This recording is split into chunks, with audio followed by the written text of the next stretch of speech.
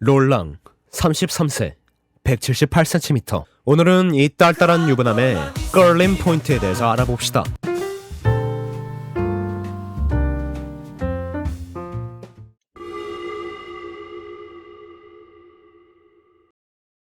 먼저 롤랑의 스탠딩 이미지를 확인해 봅시다. 복장만 보면 일반적인 해결사와 다를 거 없이 평범한 복장이죠. 뭐 그래봐야 퇴물이 된 구급 해결사지만 말이야. 피곤에 쩌든 느낌의 찌푸린 눈살과 그럼에도 웃음을 잃지 않으려고 억지로 웃는 듯한 미소가 인상적입니다. 삶에 찌들어 있지만 그럼에도 유쾌하고 싶은 아저씨 냄새가 풀풀 납니다.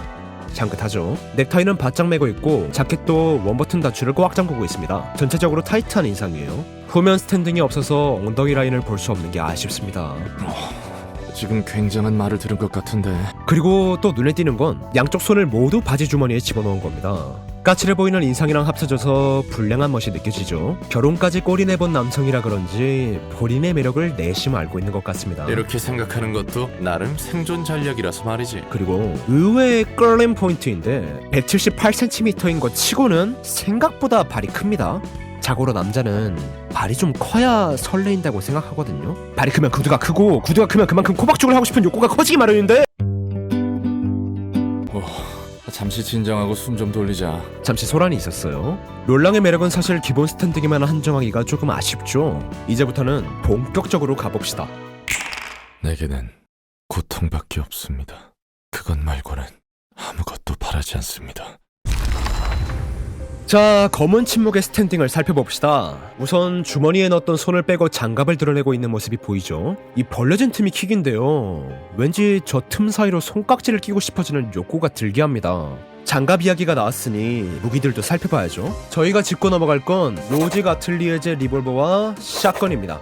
샷건을 사용하는 롤랑의 일러스트를 보면 허벅지에 홀스터를 찬 모습이 보이죠. 저 검은 홀스터로 인해 허벅지가 더 돋보이는데요. 꽤나 맛있어 보입니다. 그리고 가면. 이 가면이 제일 중요한 끌림 포인트인데요. 얼간함으로 변한 것 자체가 좋은 점이긴 하지만 그것보다 중요한 게 있습니다.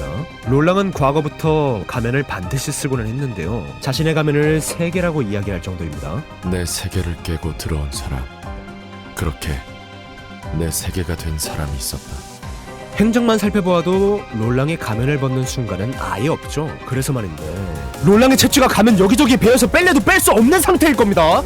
그리고 이것보다도 중요한 게 있습니다. 롤랑이 연기의 근원을 처음 조우했을 때를 보시면 가면을 쓴 채로 토를 하기까지 해요. 저 가면에 코를 박고 죽을 수 있으면 정말 소원이 없을 것 같은데 여러분도 그렇게 생각하시지 않나요? 사람 마음이 추악하다곤 하지만 저 정도일 줄은 몰랐는데.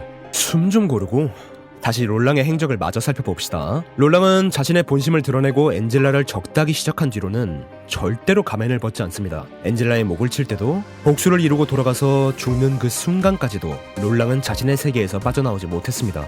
가면을 쓴다는 것 자체가 롤랑의 방어기제라고 볼 수 있죠. 뒤틀려버린 롤랑의 모습을 살펴보면 자신의 트라우마와 방어기제에 완전히 잡아먹혀서 가면이 있어야 할 곳에 공허한 구멍이 생겼죠. 마치 가면과 일체화된 것처럼. 그런데 이 라인이 정말 끌리지 않나요?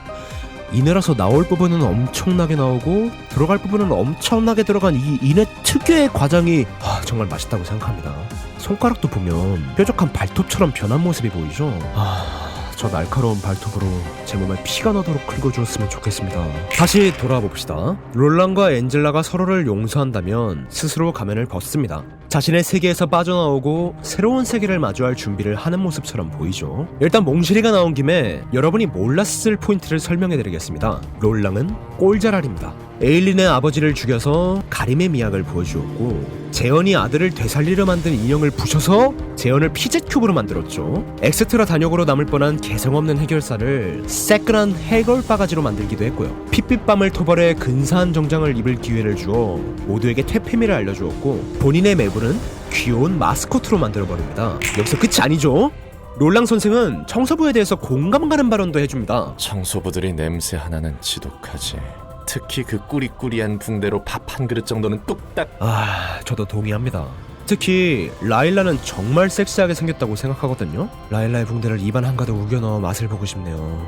하지만 우리의 미친 롤랑 여기서 멈추지 않습니다. 롤랑이 만들어낸 몽시리의 디자인을 다시 한번 확인해 봅시다.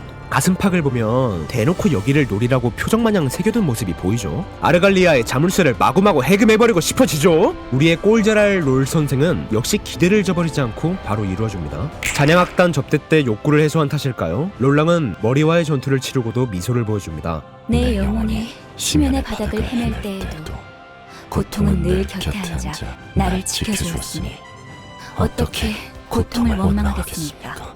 그건 그거고 이건 이거잖아요.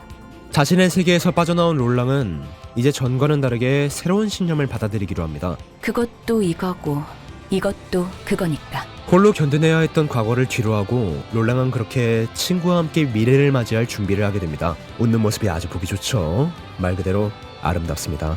좋아. 그럼 이번에는 같이 책을 써볼까? 롤랑? 저야 영광이죠, 관장님. 틀렸어. 그게 아니잖아? 나야 좋지, 엔젤라. 오늘의 결론. 그럼에도 나는 롤랑의 웃는 얼굴이 더 보고 싶어!